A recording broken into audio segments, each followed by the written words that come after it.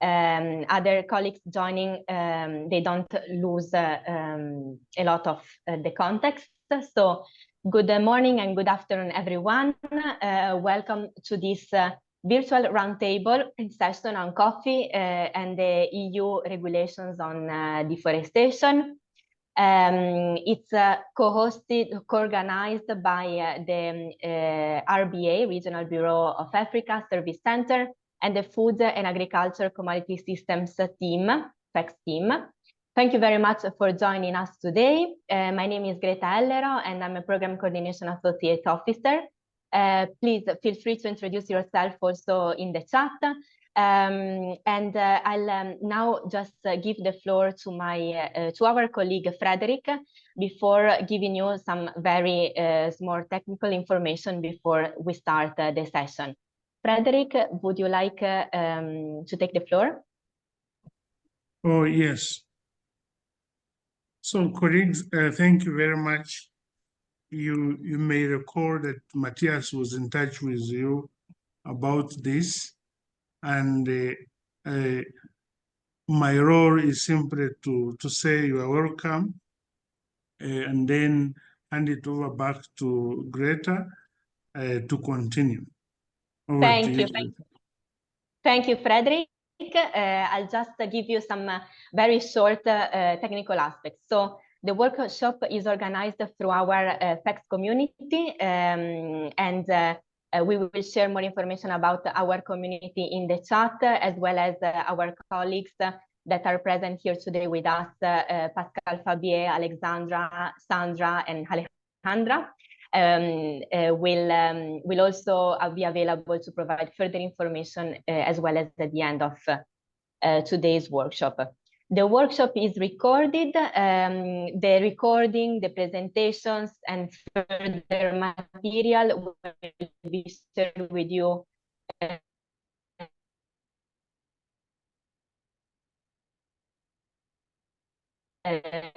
after this session. Please feel free to ask any questions. We will try to address them as much as possible throughout the work addressing the EUDR, the European Union Deforestation Regulation. I just want to remind you that our team has already delivered a learning series around this topic last year. It's composed of 5 sessions focusing on different commodities and aspects.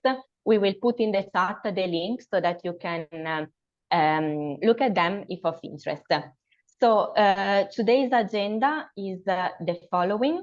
We will hear from the director of the UNDP Regional Service Center for Africa, some opening remarks, which will be followed by some opening remarks also from the FEX team by our colleague Leif Peterson.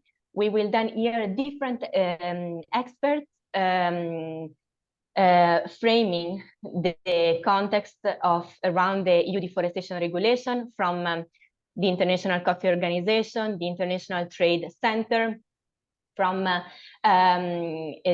FAO Investment Center and the European Commission, as well as from the academia. We will then do a short breakout group discussion on challenges and needs around the EUDR, which will be followed by a discussion in the plenary.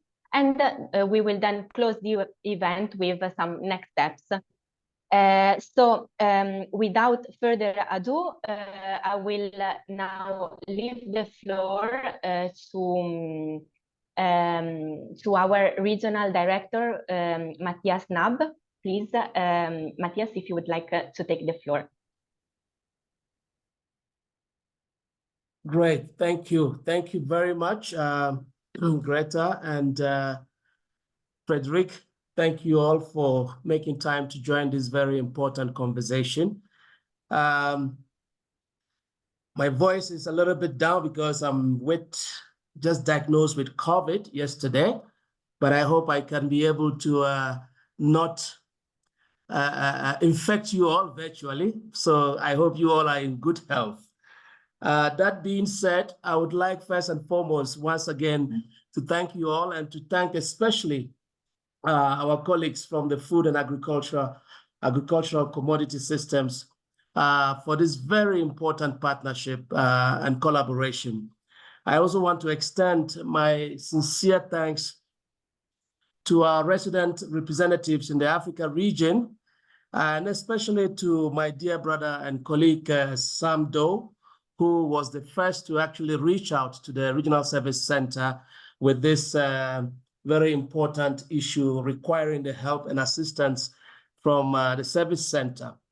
Then we realized that this was not just a unique situation only to Ethiopia. So I reached out to colleagues, reps across the continent, asking if they had similar instances or similar cases in their countries. It turns out that this is something that is really spreading, and most countries may have already been notified, and some countries have taken some steps. Now, in the spirit of making sure we standardize the support to all country offices so that we all can learn from each other, we reached out to our colleagues, as you can see from the GPNs and also from our colleagues in the Food and Agricultural Commodity Systems Center. So once again, this is the beauty of UNDP, that we can always generate knowledge and share knowledge and be able to prepare our country offices to be able to support national government.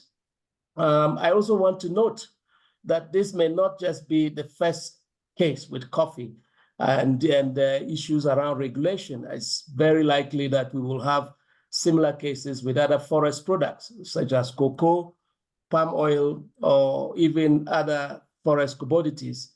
But more importantly, this also has dimensions related to the work of UNDP on the ground, especially in areas relating to our mandate in the area of governance, economic transformation, climate, regional trade, you name it. So I think this is an important opportunity for us to really leverage the knowledge across various regions, across various countries, to be able to support our country offices address these issues in support of government.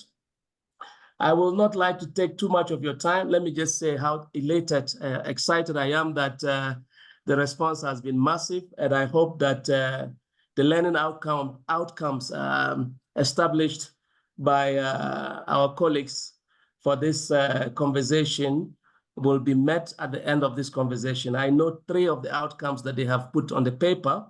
One is to deepen awareness and understanding of the EUDR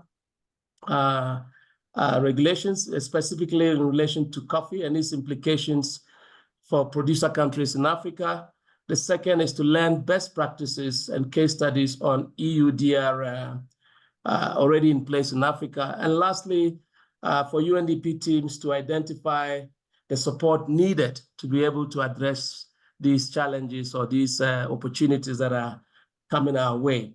Without much ado, let me just say that I am delighted and thank you very much. I'm looking forward to the outcomes of this conversation, and I hope that we will have follow-up sessions to be able to unpack and support the country offices in need. I thank you all for your attention, and I will probably crave your indulgence if I can go back and take some sleep medication again.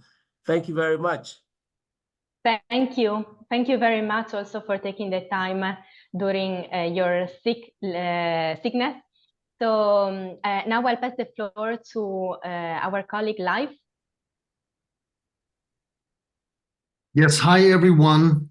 So my name is Leif Peterson. I'm Senior Commodities Advisor in the Food and Agricultural Commodity Systems team. And a warm welcome from our team to this event, which has been mentioned. It could be the first of several.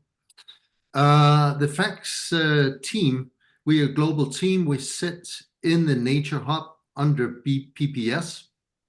And we support country offices and project teams around the world on themes like food systems, sustainable landscape and conservation, sustainable production systems and trade.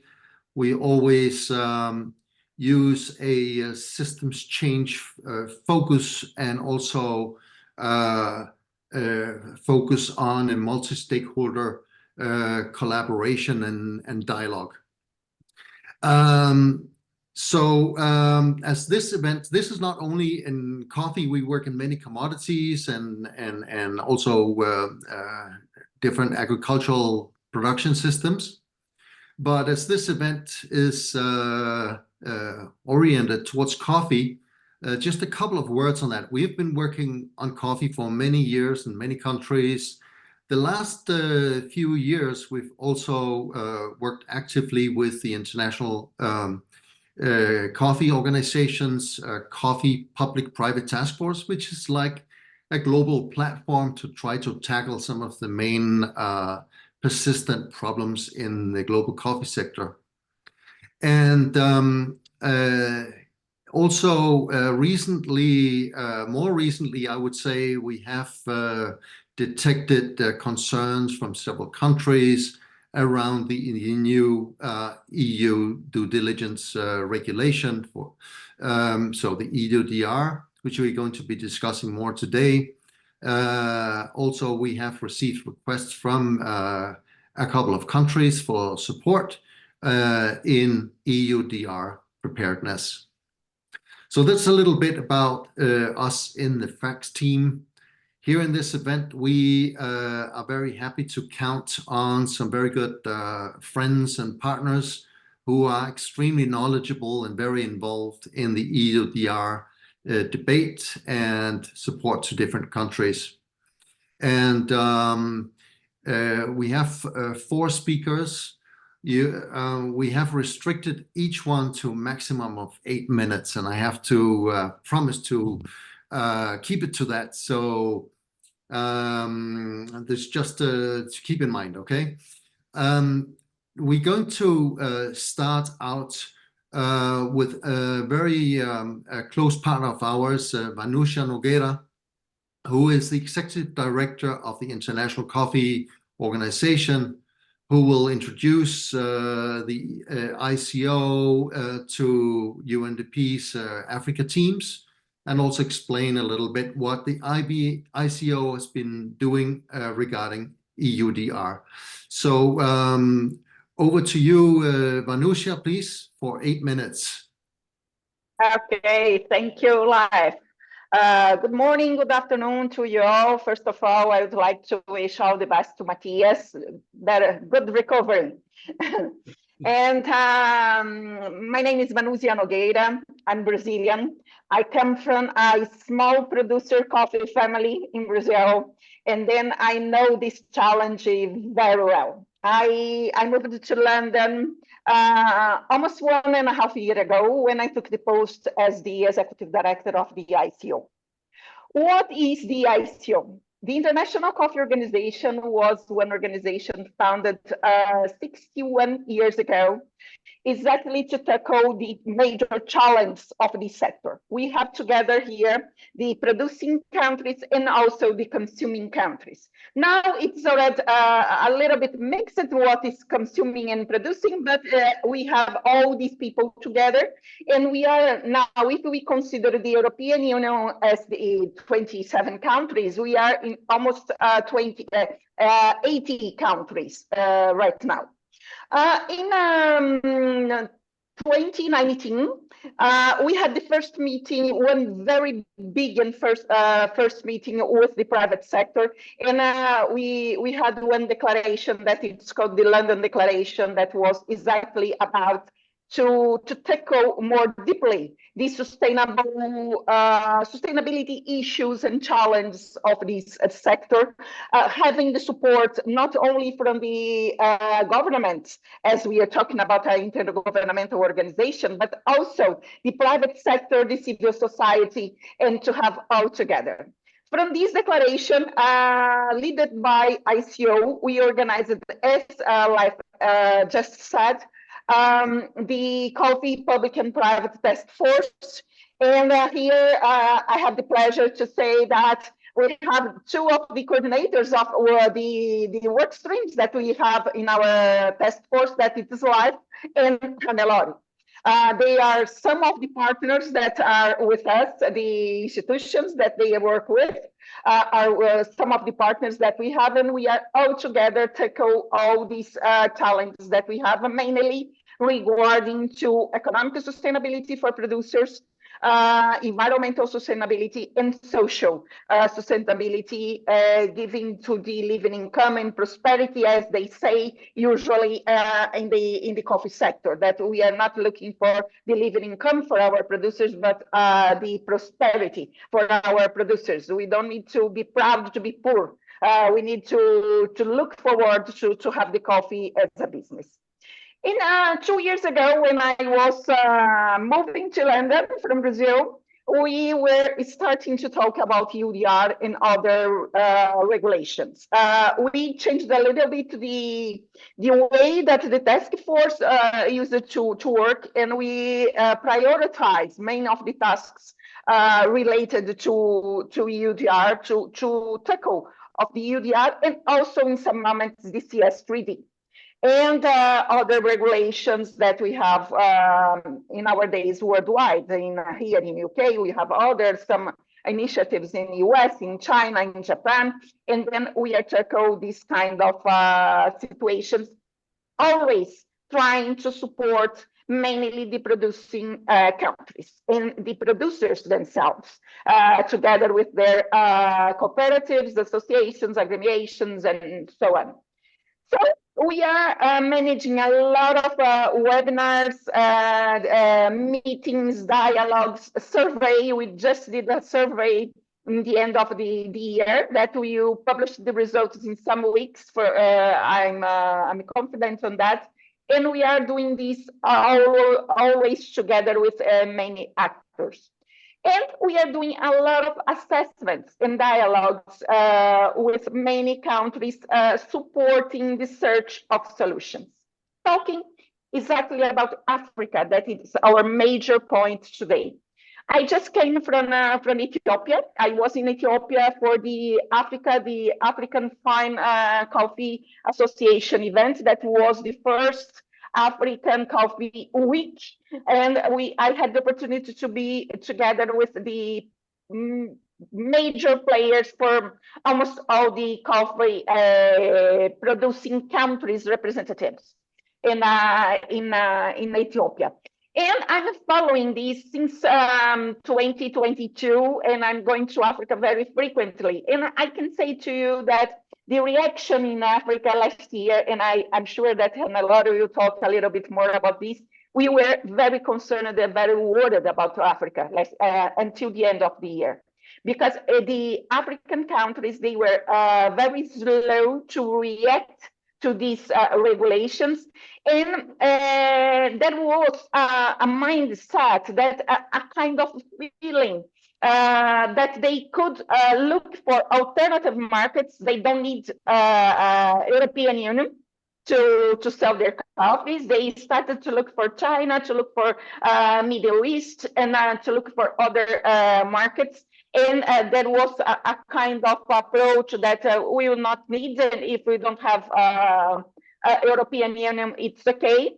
And also some approaches and some people in the leadership of the countries thinking about some kind of, they could get allowance to have some kind of exceptions for Africa, or at least some level of flexibility in this process for Africa, because of the situation of Africa, because we are talking about very, very small producers, and also because of the level of vulnerability. From December, I can say to you that these things started to change, and they started to prioritize a little bit more the cases and the questions about the EUDR. Now we have some countries that are almost there. I can say to you that we have very good solutions in Tanzania, in Kenya, and also there are one kind of solution that for me it's not the best solution, but it's at least one starting point for solutions. That it's one solution that it's being provided by one of the big roasters in Europe that is JDE, PITS, and also in Veritas. And there are many countries in Africa that already signed the MOU with them, and they are doing this kind of initiative together with these players. And this means that they are starting to move. And this is better than we had until November of last year. I will stop here and give the floor again to Les. Thank you, Les. That's great. The time management, Manusha, many thanks for that. And also for your overview. I'm going to continue with another great friend of ours. It's Mathieu Lamolle, who is a senior advisor in the International Trade Center. So the International Trade Center has also been one of the leaders in figuring out or helping in the preparedness to EUDR. He's going to give a little brief overview of EUDR and what are the responsibilities of or role of governments in addition to companies. Mathieu? Thank you so much, Leif, and also thank you so much, Vanusia, for the remarks before. I'm sharing my screen. I hope that you can see it. You mentioned ICO 61 years of experience. ITC is just about to celebrate 60. So you see, we are almost like the little sister or little brother of ICO. And also to mention, ITC is working hand in hand also with ICO colleagues in many countries, trying to figure out what are those best solutions, and Veritas, mapping, geolocalization, GDPs, and others. So very happy to have those remarks before I come in. So ITC, UN agency, we're based in Geneva. Our executive director, Pamela Cook-Hamilton, is also very keen on moving forward on the agenda of EUDR.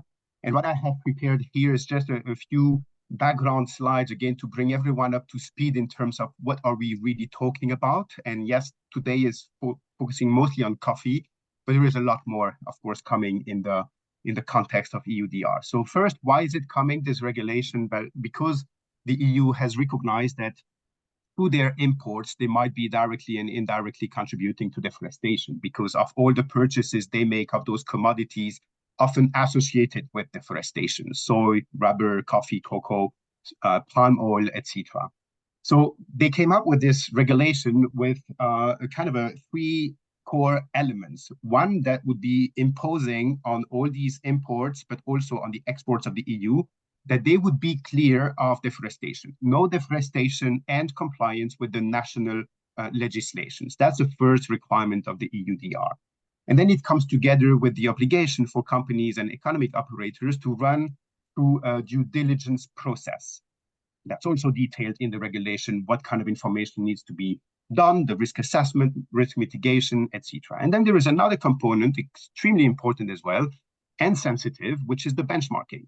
The benchmarking of countries or regions that would come up with a certain risk assessment, and that level of risk of, let's say, the country where the product is coming from. Is it Tanzania coffee? Is it actually Brazil and coffee, or other regions, other commodities? That risk level would be associated with a certain level of verification and testing that the deforestation-free due diligence statement is accurate. So this is where it starts, and this is what is on the table.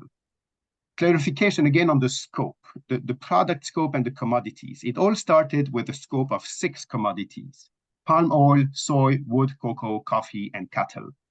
But then after, in the final stages of the regulation, they also added a 7th commodity, rubber.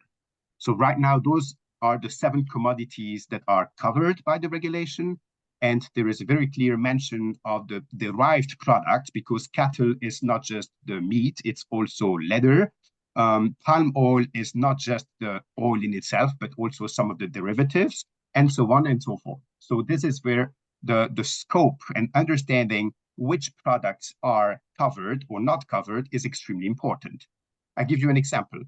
If you are importing in Europe shoes made of leather, this is a shoe, this is the product. It is not under the scope of EUDR. if you are exporting hides, leather hides, that will be used to make shoes, then yes, you are in the scope.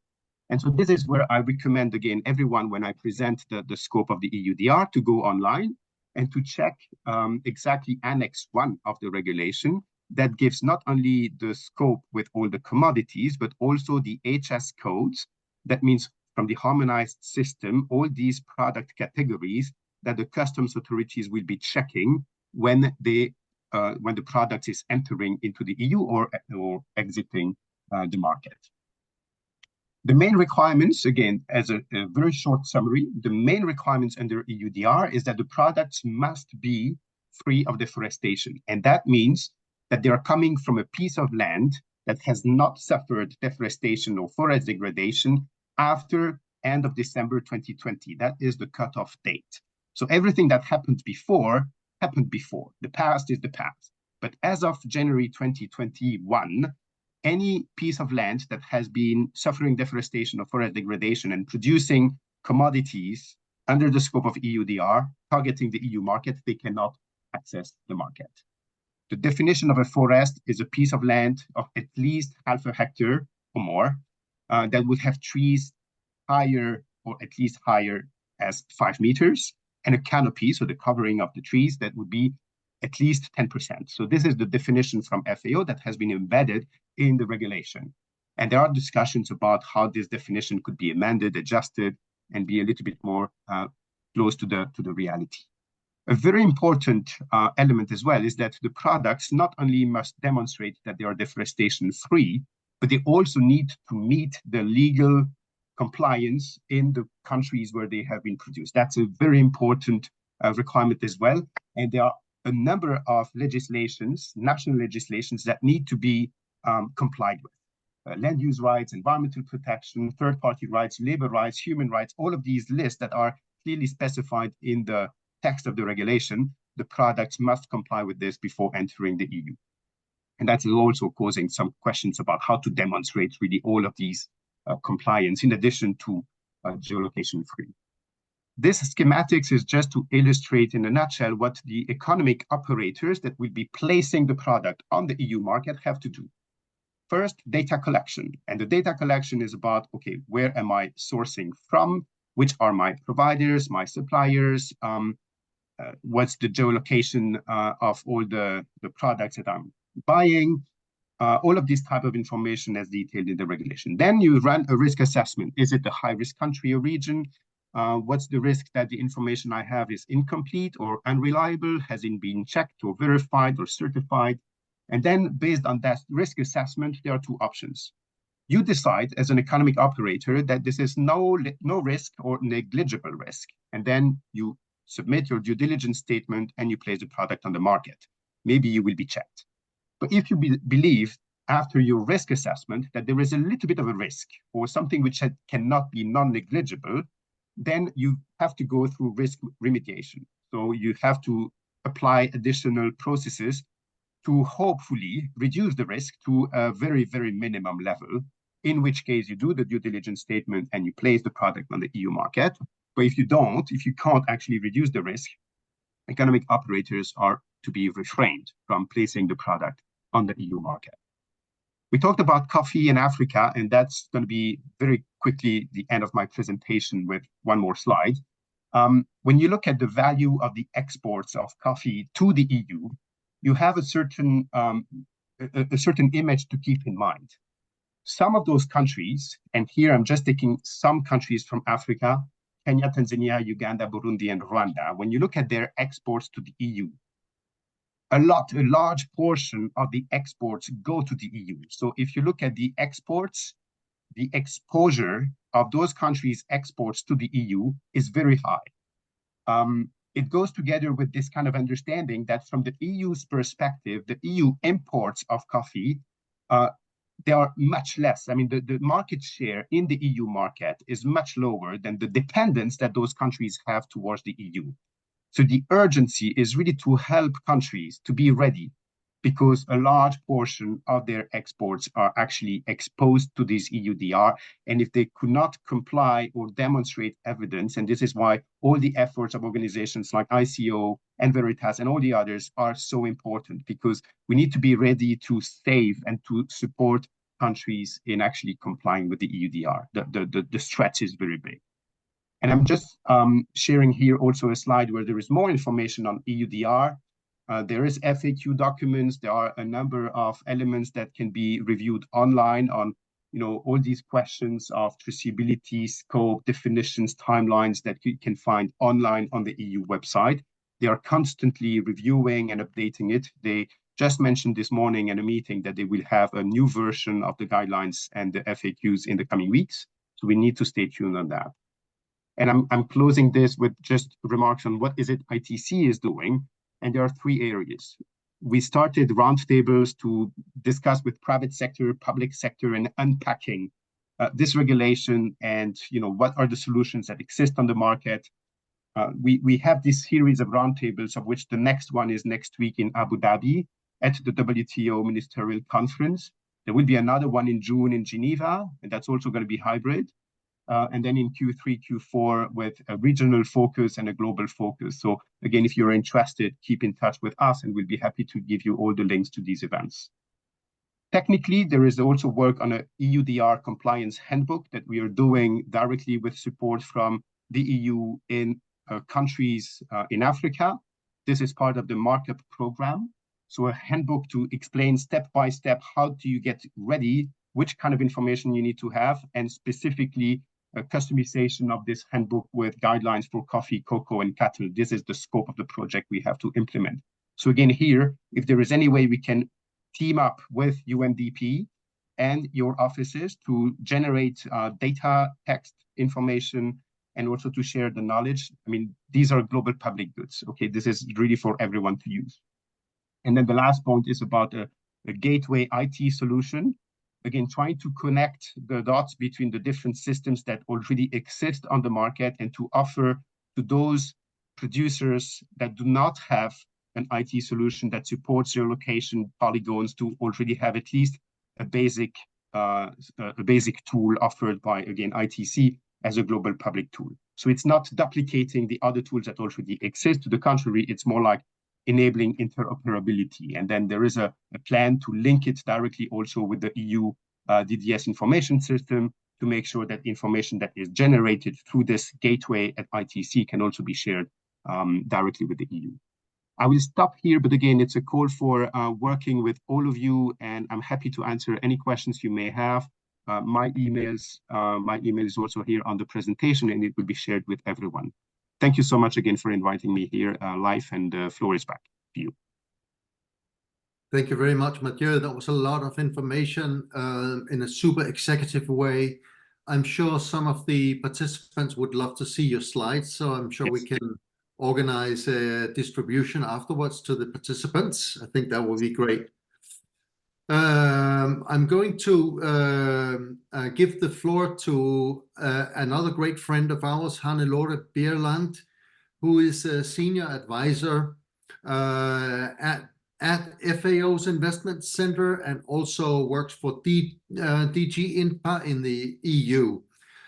So also, like UNDP has supported the ICO Coffee Public-Private Task Force. Also, Hannelore Bierland has been leading a technical work stream that I think is one of the leading spaces for dialogue, multi-stakeholder dialogue about the EUDR and sense-making, I should say, about EUDR. And Hannelore is going to talk a little bit about the concerns that members have, and maybe particularly for Africa.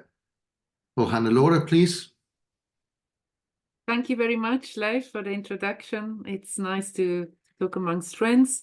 Thank you for the invitation to Greta and UNDP, and for everybody that shows his interest to listen here.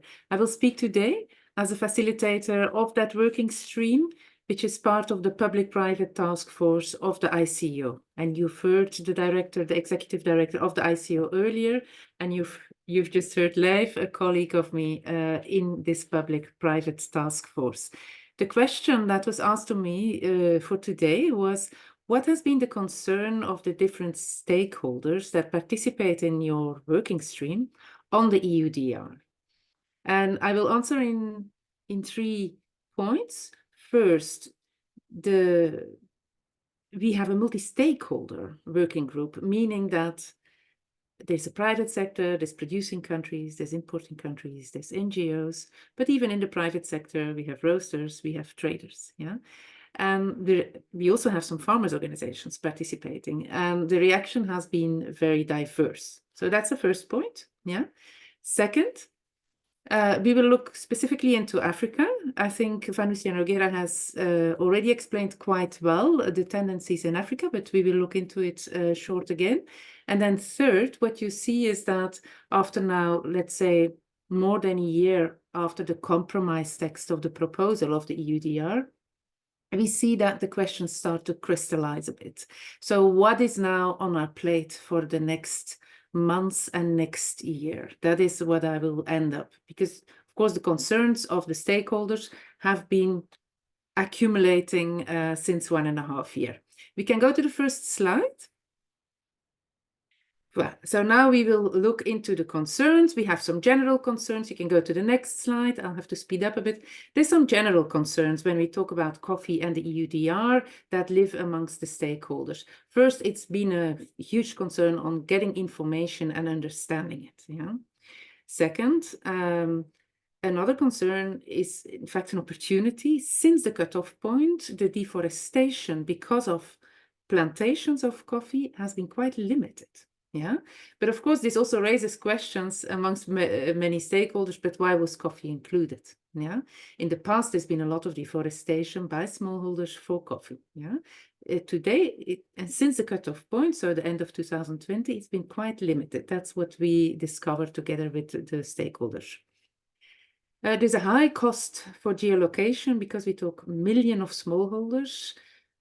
We talk about 12 million households, but they can have multiplied number of plots, of course, and about the awareness of farmers on this EUDR and deforestation at scale. That's been a concern from the start. What will be the cost and who will carry it? The EUDR itself is quite clear on it. It's the operators that will carry the cost. But everybody knows that in a value chain, these costs can be transmitted and that it could fall on the shoulders of the farmers. And generally, the coffee sector knows very weak traceability. It depends on which country and which system, but at the start of the entry into force of the EUDR, which is June last year, between 5 and 20% of the coffee was traceable. And about 60% of the farmers in the majority of coffee farmers, is not organized. Yeah. What does this mean? First, again, it's a high cost to trace it. Second, the value chains are still very informal in many countries, not for the biggest volumes of coffee, but in many countries. And the trust in the data that comes through such an informal value chain is very low.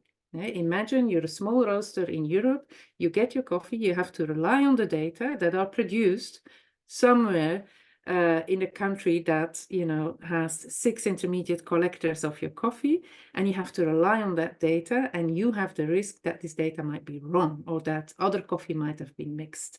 So it's been a concern from the start, like, how will we get reliable data through these value chains?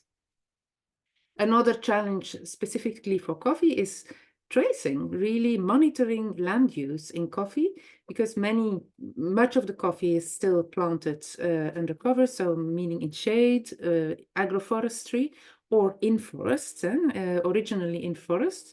It's very difficult to track that, to monitor that with space, with satellite images. There's a lot of false positives as long as you go to 10 by 10 meter resolution, you find a lot of false positives saying, you deforested while you maybe just have been pruning some trees or replanted a part of your plot that was already agriculture before. So you need to do a lot of ground truthing. So that's also been a concern.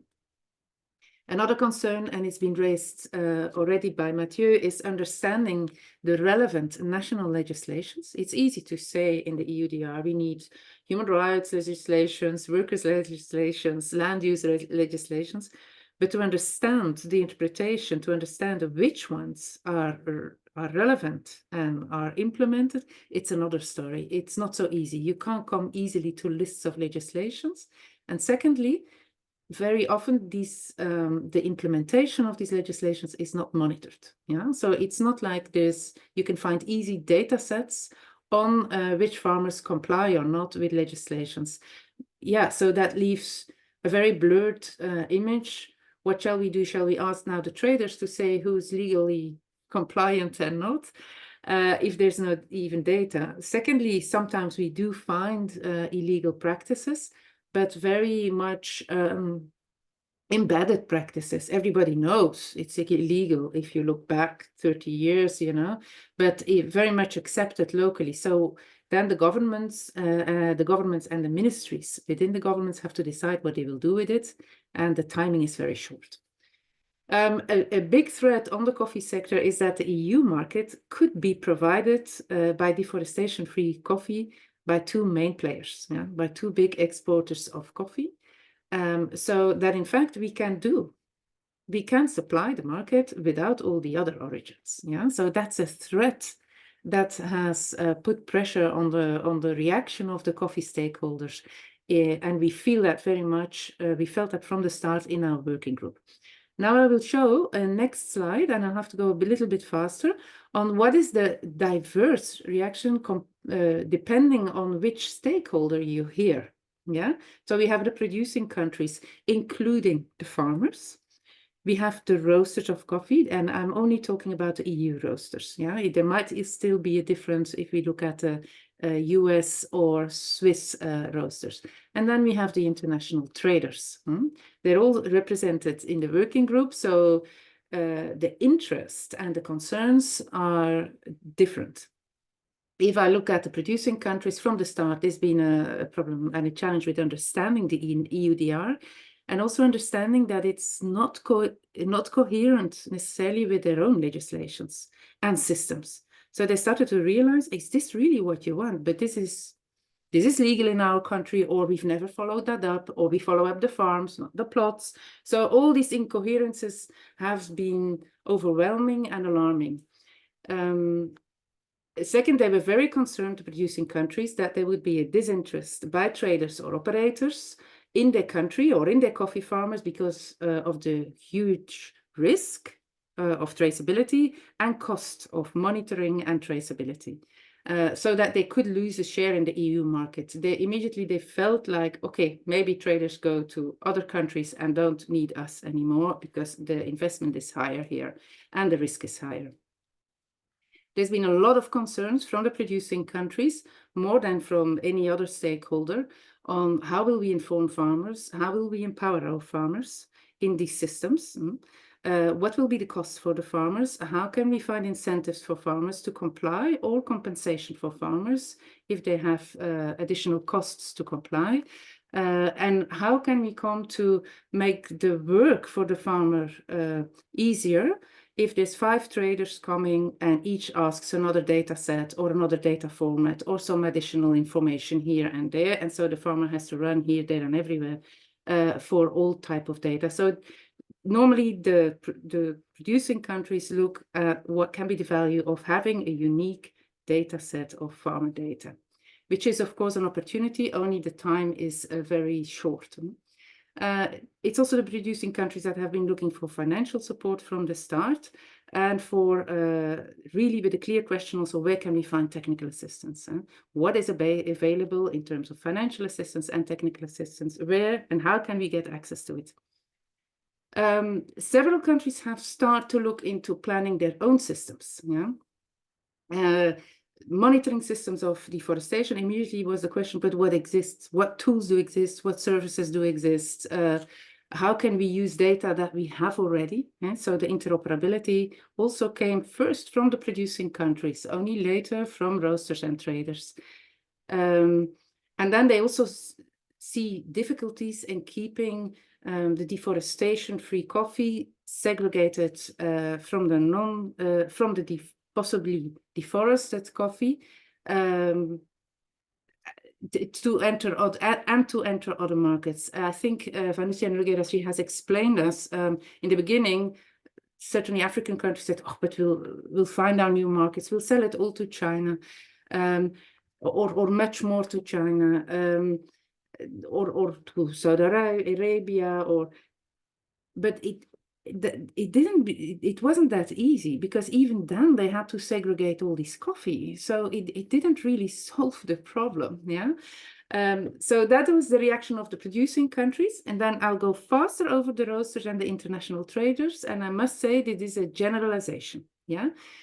Within the roasters and within the international traders, there's a lot of diverse features, also depending on their size.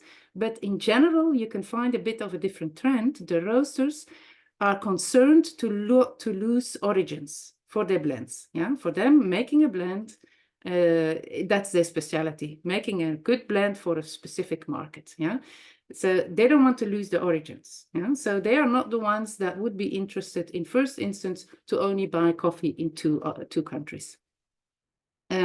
They're also concerned about the consolidation, but also the vertical integration of the sector. Coffee up till now has remained relatively unconsolidated and unintegrated. Yeah, for example, there's not many roasters who own coffee farms in Honduras. Yeah, so meaning it keeps a healthy competition in your market if you are for a roaster's position. Yeah. Most roasters are, in fact, genuinely interested to stop deforestation for coffee. Yeah? And that's for two reasons. For marketing reasons, they're close to the consumer. So it's a pity if they would have said, yeah, we have a nice blend, but we had to deforest. So it's good if they can say we didn't deforest for it. And second, also for their shareholders, mostly have big shareholders and hedge funds, and they have to, of course, they make commitments on carbon and carbon sequestration. So the stop deforestation is a genuine concern of them. A big concern of the roasters is to get reliable information. Where does this information come from? How can I see what the risk is that this information is not accurate, or that it has been mixed with false, let's say, non-deforested coffee? Yeah? That is a big element why roasters have been looking into very detailed systems. You know? We also see that roasters find more and more contacts with governments of producing countries, yeah, because they feel they're too far away very often from where it happens.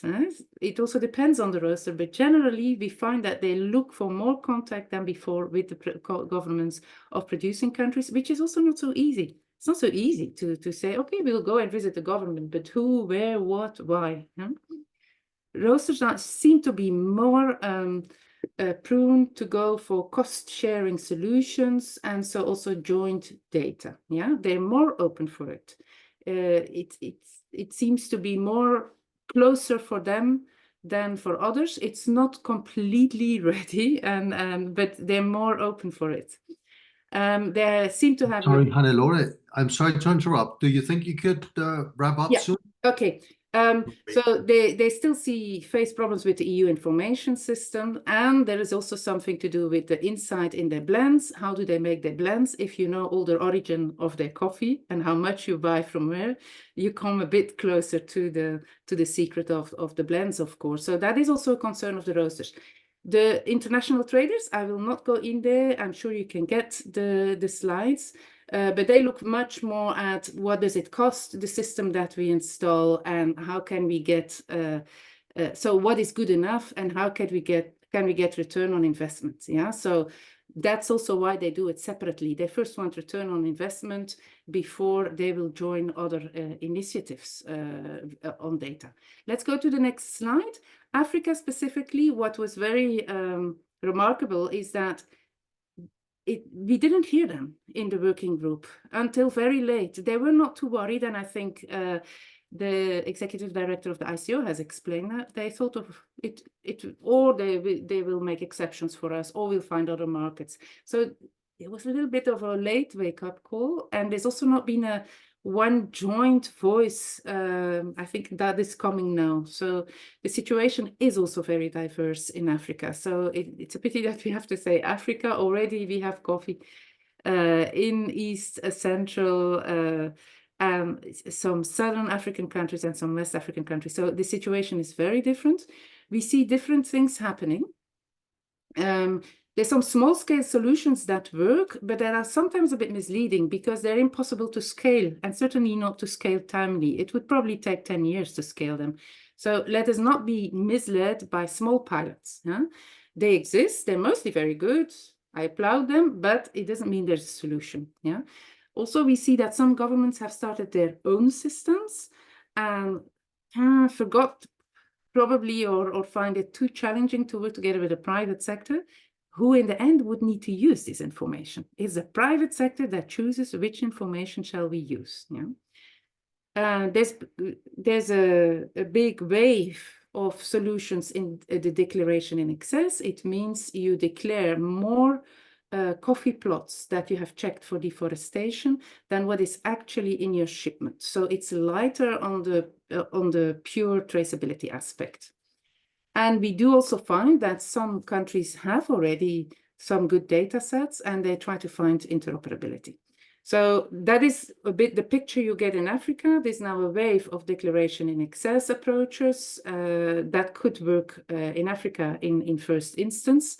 And for the rest, there's like trials which are probably promising, but which might need more time. Then the last slide, what is now on the table? So what do we see?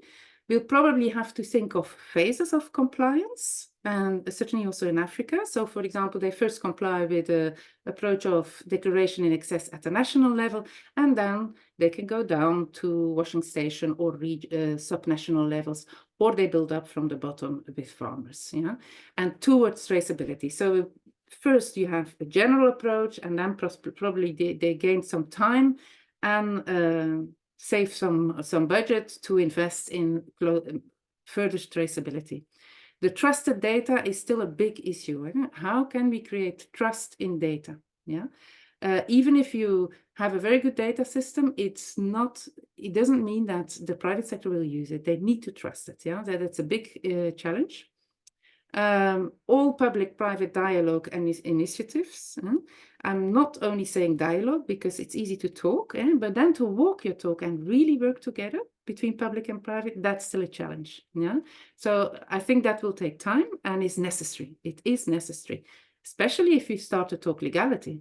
There is not a trader may not declare a farmer legal or not legal. Yeah. So how will they work together on these legality aspects? If all the legislations were clear and if the government knows, what is legal and what is not illegal, how can they then work together on that? That is certainly something that is on the table, and that will come probably in a very light way in the beginning of the application of the EUDR, but that will become more important. We're also looking into public digital tools and the public digital infrastructure. How can we build codes together that everybody can use, and how can we link that to a certain governance that is acceptable for producing countries? We have another challenge, and that's the competent authorities in the member states of the EU. So it's not DG Environment, so that's the Ministry of Environment of the EU who will do the checks. It's the competent authorities. Yeah? So in each country of the EU, so the member states of the EU, they have to indicate a competent authority. But even that is also now a challenge again, because they have to have a very aligned approach. What will we trust? What will we not trust? What type of checks do we do? But also they need to understand the coffee value chain, because otherwise you can have endless discussions and inefficiencies if they don't understand the coffee value chain. So that's also an issue that is coming up. The information system of the EU is not ready and certainly not adapted to to be used by the coffee sector with its many smallholders. Between 500 and thousands of farmers contribute to a shipment of coffee, and if you use a declaration in excess, you might have to enter millions of farms' data for one shipment. And then, of course, the financial support of the EU is developing now. It's on the late side, but everybody's also interested in that. So TBS3 works on these issues. We have now, together with ITC and ICO, made a database on all the sustainability projects and support that is available in the coffee sector per country. That will be accessible via the ICO website. We're also making, together with Diaska, that's a platform that works on interoperability of data systems. We're looking into digital public infrastructure, interoperability, data standards, together. So to see who is keen to work on that. Like I said, roasters are more interested. And then, of course, we also we make a database of all the forest monitoring services or tools that are available. Yeah, traceability tools are many. There's many traceability tools. There's more than 500 at this moment that you can use for coffee, but there's hardly any. I think there's only one that can work with not organized farmers. Yeah, so, but we're not mapping or remapping the traceability tools. We're mapping the forest monitoring tools and their characteristics, and we discuss them. So we ask actors, service providers, or users of the tools to come and present what are you doing exactly and how can it be used and what are your experiences. That happens during the meetings of this working stream.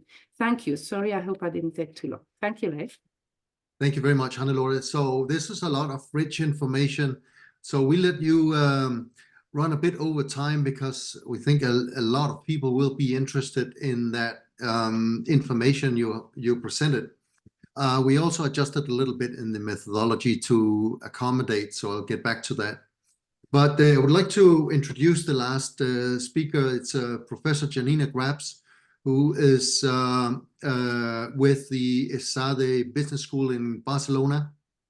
And Janina Grabs has been investigating a lot of the new regulation that touches on coffee, and is going to speak to us a little bit about other types of regulation that impacts the sector. Janina, please, and let's try to keep it to the original 8 minutes, otherwise I will not have time in the end. Thanks. Yes, I'll do my very best, and I'm timing myself as well. So very briefly, what we wanted to do in this part was to highlight that while the EU Deforestation Regulation is very important, has been taking the focus of a lot of the efforts of especially the coffee sector, it is not the only legislation that is on the books or coming. And so it's useful to zoom out a little bit to have a look at this broader due diligence landscape. Which is made up, we can say, of 3 types of legislations, really. The first one being what we call disclosure-only legislation, where companies basically have to disclose what they're doing about negative social or environmental impacts on the ground. So this is really sort of a transparency exercise started with, for instance, the modern slavery statements in the UK, but that so far hasn't really created or needed companies haven't really needed to make many changes.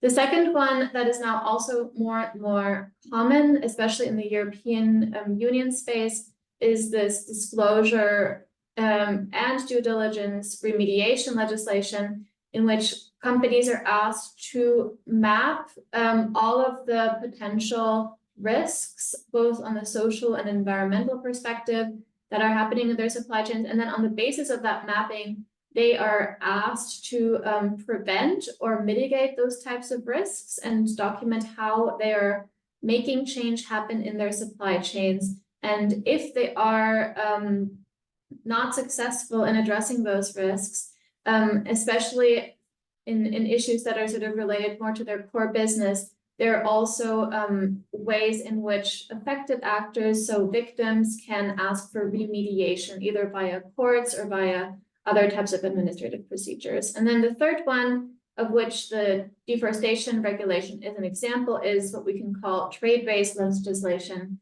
which is the regulation of negative social or environmental impacts of commodities via restricting their imports, right? And so here the deforestation regulation, we're restricting import of deforestation-associated products and therefore asking companies to do due diligence in their supply chains to prevent the import of such products. And so just for a brief overview, while the EU is sort of the most stringent in its legislation efforts, especially on the deforestation issue, there are also non-EU players that are coming into the game. The UK has the Environment Act, which also restricts the import of illegal deforestation-associated products. So here it refers back to legislation of the country of origin. Interestingly enough, the actual specification of the secondary legislation we've been waiting for this for a long time, and we thought it was going to include coffee, but in the latest update from the UK government, they now say that they're going to be focusing on 4 commodities: cattle, cocoa, palm, and soy, not coffee for now, although it could be coming in the future. So obviously, again, these kinds of challenges are not just there for the coffee sector, but also others. Coffee here can breathe a sigh of relief for now, even though it might still come into play in the second stage of the legislation. There's also an equivalent effort happening in the US with the Forest Act, which also focuses on illegal deforestation-associated imports.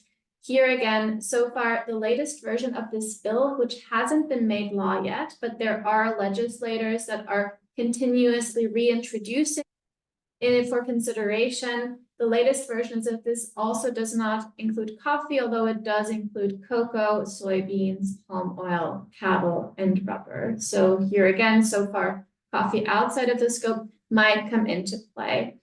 And might be included at a later stage because this isn't law yet. In addition to those types of import-based legislations focusing on deforestation, we also have a due diligence legislation landscape that has come into play quite quickly. Again, here the idea is that companies have increasing responsibilities to oversee their supply chains better, identify problems, mitigate, and address those problems. This has been moving forward on a country-by-country basis in the European Union. So France has a law from 2017, and Germany followed with the Supply Chain Act. Norway, Switzerland, and the Netherlands have specific legislation focused on child labor, due diligence, which may be of concern for coffee, but also cocoa sector specifically. And where we're currently standing is that there has been a large-scale effort to unify these types of legislation and increase stringency at the EU level with the EU Corporate Sustainability Due Diligence Directive. The final version of this was supposed to be voted on in the past weeks. However, right now, the German government is not committed to actually vote in favor of it. So the votes on this piece of legislation have been postponed for now. So it's still a little bit up in the books, up in the air on whether this will happen or not. It might be delayed until after the European Parliament elections in June is the latest that I've heard. In addition to those elements that are sort of concern, the last thing that I wanted to mention are forced and child labor bans that are also another version of import restrictions, here focused on the issue of forced labor. This has been driven forward, especially in the United States, but because of the new NAFTA, the North American Free Trade Agreement, it's called the EU Canada-Mexico Agreement. Canada and Mexico have now adopted similar types of legislation to unify their markets. What is of concern here is that Canada, it's a minor player, but still they've included child labor into this bill as well. And so they're restricting and preventing imports from child labor associated products. And they define child labor in quite an expansive way that goes beyond sort of the ILO convention definitions, which may raise headaches for countries exporting to Canada because they the companies have to prove that there's no child labor in their supply chains. Most of these, well, all of these regulations, as it's been said before, are not really regulating the producers. They're regulating operators who are sourcing from specific types of producers, right? But because those companies have to now have higher levels of traceability, as was said in the deforestation case of the EU, down to the plot level, because they have to have a higher transparency over their supply chains and a good knowledge of their suppliers, because they have to also invest, especially the due diligence legislation case, they have to invest in improving these supply conditions on the ground and have to provide accountability for harms. This, of course, has an impact, especially on small-scale farmers, many of which may be required to provide much more detailed information. Now it's on deforestation, but we can also foresee in the near future that there's other types of issues of concern that are going to be increasingly demanded and data required of them, especially regarding child labor. The remuneration of farm workers may also be an issue. Small producers may also be empowered, especially if they are seen as victims, right? Because they will have access to remedies. But of course, the big issue is the risk of supply chain exclusion. And as Venusia said before, there are now promising efforts to think about sort of these larger scale efforts in Africa. But what we had seen, this was from December of last year, was that there's a large concern that companies will just stop buying, especially from East Africa, because the supply chains are so complex. There's so many farmers that are producing low amounts of coffee, seen on a larger scale, sort of a global scale. And so here, the probability that African countries in general might be more strongly affected by these laws in terms of their export options and other players. So that's it from me. I went, I think, a minute over time, but I tried my best.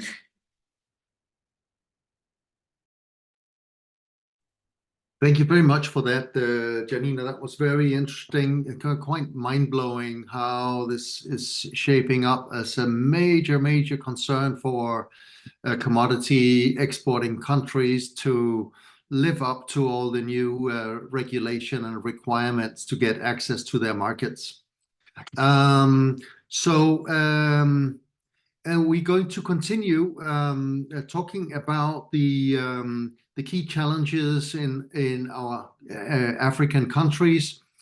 We had originally planned for a like breakout sessions, but because we are kind of short on time, and also because I think we are just about 10 or so from the African offices or regional centers. So I think it would be richer if we could have a little bit of discussion in plenary and hear back from you. And now you've gotten really great introductions. So we'd like to hear a little bit your feedback. If we start off, for instance, and of course, we are interested in hearing, especially from people in the country offices, what are the key challenges or needs that are related to EUDR that have been raised by your national governments or stakeholders within your country? If you can be specific about what you've heard or requests you have received, and then also kind of what information do you think you need to provide that support to governments and stakeholders? So let's open up the floor and hear from some of the colleagues what kind of requests or contacts you have in your countries. So the floor is open. Let's have it, pretty short and sweet, please.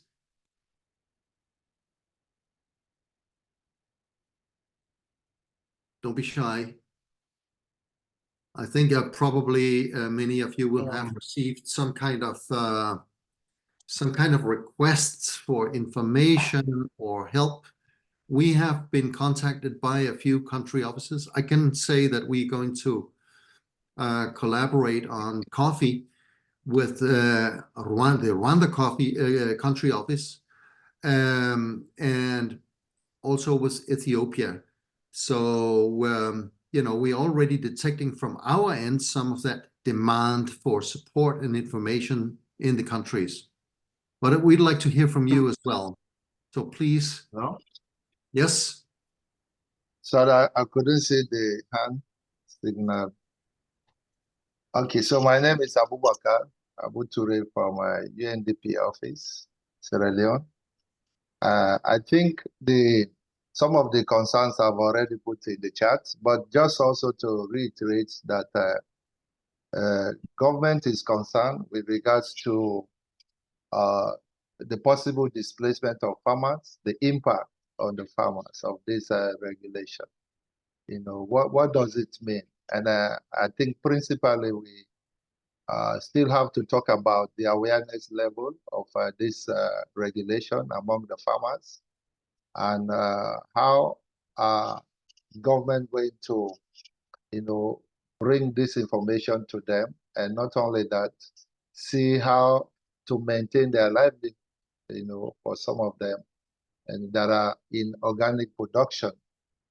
But, you know, for a number of reasons, they have been practicing shifting kind of cultivation also. But now, as if they are required to, you know, become more inorganic in nature. So I think it will require a lot of efforts to explain to the farmers as well as to support them to maintain their livelihood. So I'm sure that many countries and many governments share that concern that you just talked about, Abu. So I wonder, have you been receiving requests for help or support to prepare for these new regulations, and particularly EUDR, or any of the other colleagues here? Have you received some requests, or what's because one thing is like an abstract concern, but what's going on in terms of real getting prepared? You know, there's not exactly the same thing. Yes. What we have been hearing, well, not a request as such, but what we've been hearing from the Minister of Trade, which is like supervising some of these kind of activities, is the understanding, the awareness. You know, when some of these regulations are made, they are like still with the government officials. So the farmers are still not aware that there has been a change. So you would see that in the coming days or years, they will still want to maintain, you know, if we don't engage them now. Right. So there's definitely an issue to inform farmers, but there's so much more needed in terms of systematic solutions.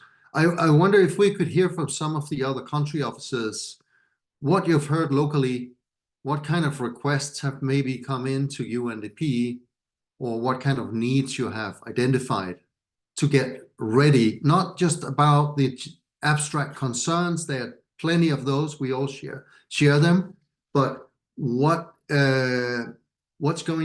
happening in terms of creating solutions, getting ready to comply, and so forth.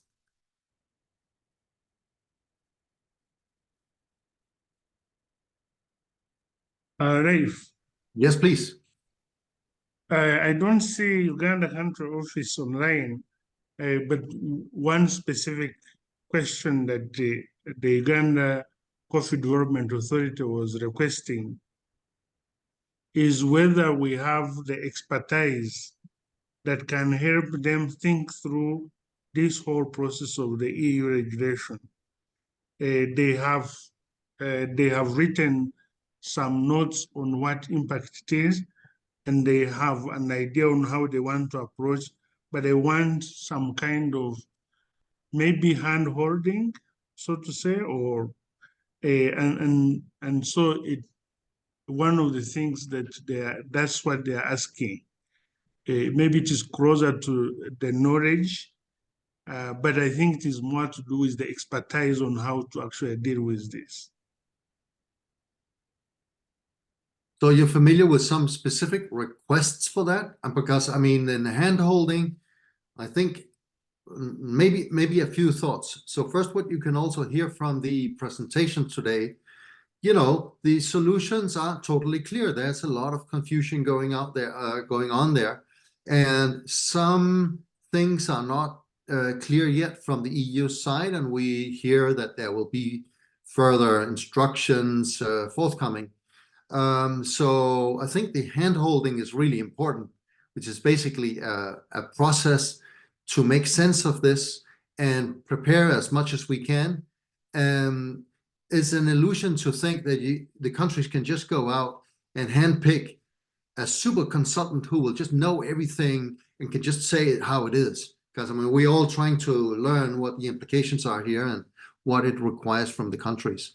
So, so that was from a few of you. Could I hear from more of the participants here? What you have heard? Have you received any requests? Maybe also like, what kind of support could UNDP provide?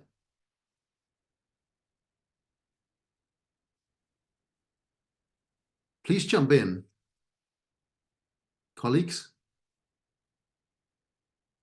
Yes, Mathieu. It was not, of course, I'm answering directly your question, but I just wanted to share one element, if I may, just very briefly, for those country officers that would like to assess the scope of these exposures of the EUDR. There is one point I will share with you in the chat box, a website. I'm sharing my screen right now here for 1 second. It's a website developed by ITC in which you can actually select the different countries that you'd like to review here and the selection. So if you take coffee and you go to Africa, you can easily click on the different countries and see the exposure of the trade flows that are selected. And same, you go to the other commodities, could be cocoa, could be palm oil, because I saw a question in the chat box as well about palm oil and Liberia.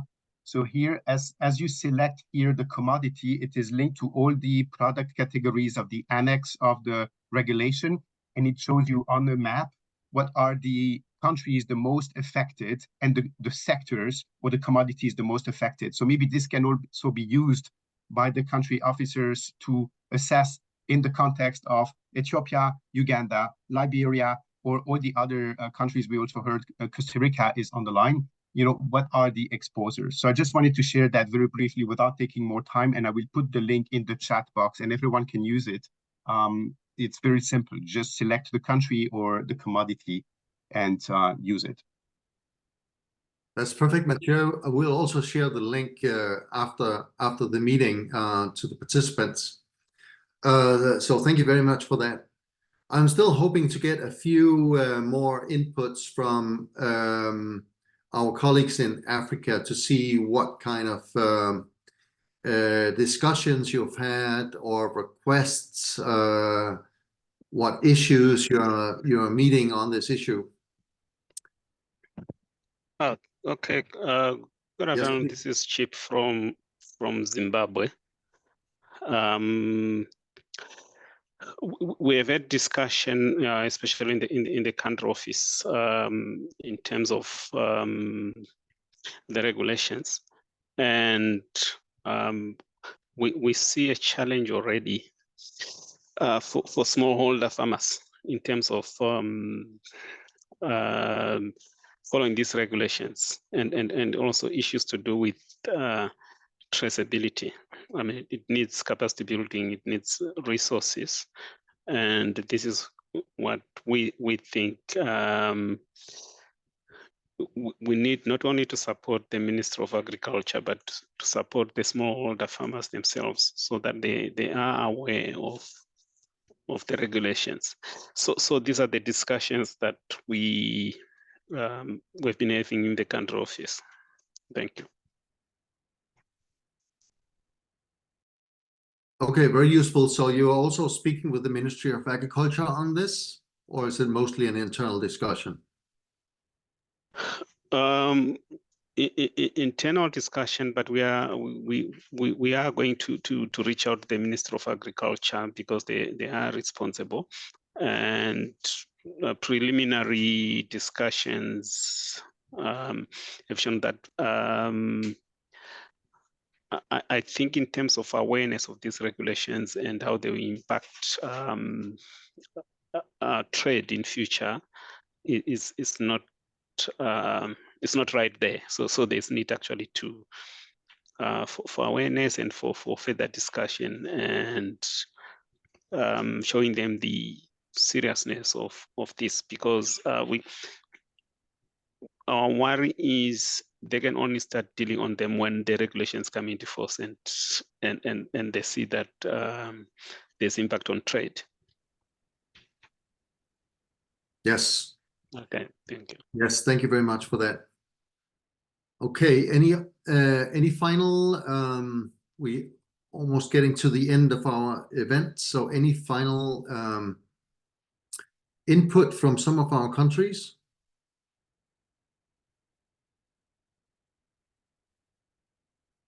I think it's also important to recognize that in this kind of confusing environment, it's important for our own colleagues in country offices and regional centers to be aware of what kind of support UNDP might be able to provide. And that's, of course, also includes the support from international teams around in UNDP.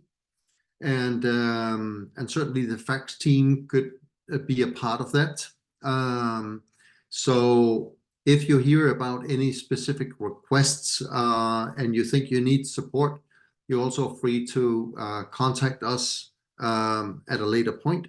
There was also some discussion about a follow-up meeting, maybe also with some government counterparts, but I'll let my colleagues communicate around that.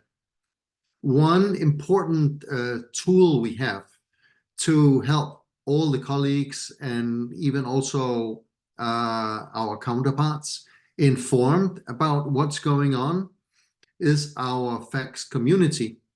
And if you're not already members of the community, you can become members of that. And we have had a series of events, information events and discussion events on EUDR already, and we will also continue with that.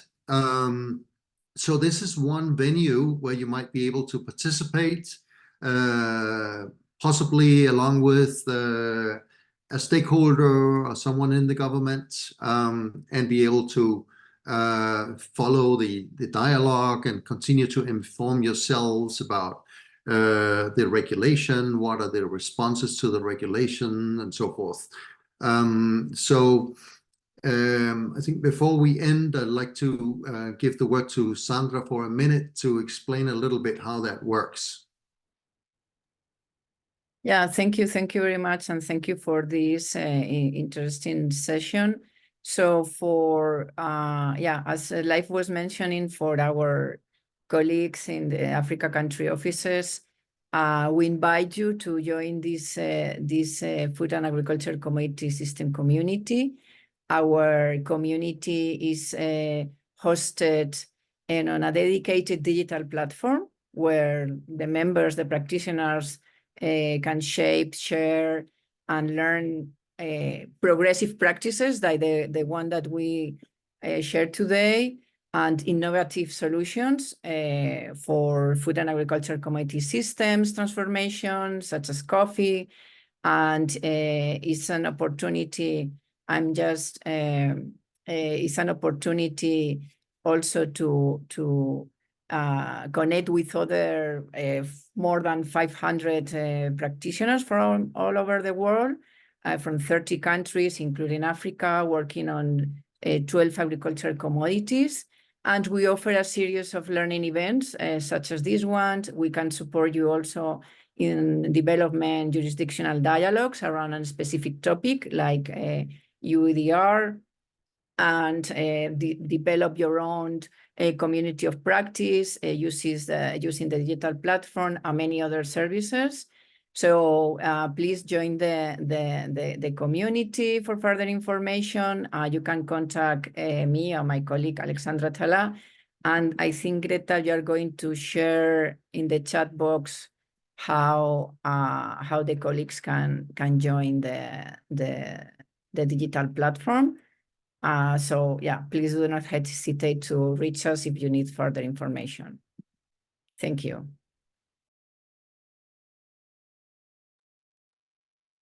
Okay, that was great. Okay, so in my agenda, I had for Matthias to give a few words here at the end, but I think he's probably gone back to bed with his COVID. So I hope he recovers well. I wonder maybe Frederick, if you would like to say something before we end the session. Yes, so Matthias went back, but basically what he was asking was to say, asked me to say, was to say that we want to see whether we can contact the country offices again to bring together those people in government who are responsible, but also the private sector. So we will try to see one final session. We'll try to see whether there's interest in that. And if it is there, then we'll organize. Otherwise, in the same vein, we would also bring to them the attention of the fax community so that they can join. I don't know whether there is one that you are planning soon for the fax community regarding the EU regulations.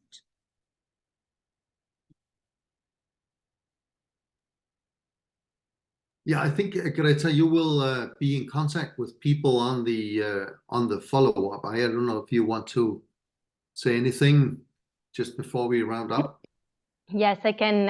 We will share with you in the post-event email the link again to the learning series that we already developed, and we will be happy to organize any further follow-up specific session depending on your needs. So yes. Okay, thank you, Greta. And with that, we've come to the end of the event.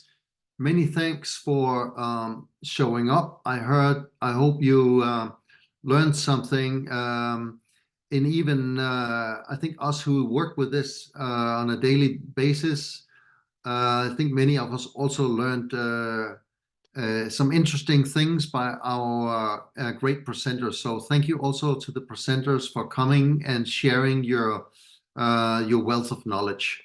And with that, thank you very much, and see you hopefully in the next event.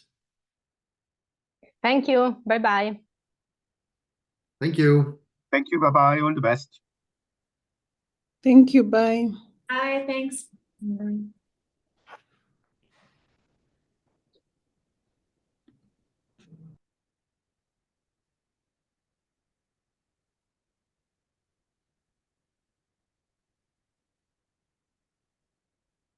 Congrats, Cristina, Greta.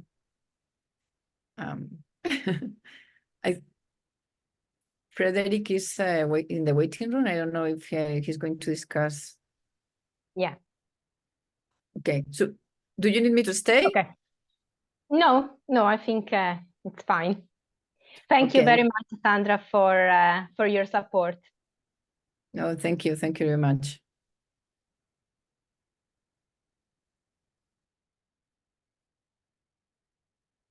Okay. I think there was some issues with Skype, with Zoom, because now Frederick Modisha appears like a woman, so I don't know what's wrong. Anyway, good. So it went, I think, quite well, but we were expecting much more participants. So yeah, it's a pity. Wait, because you are muted.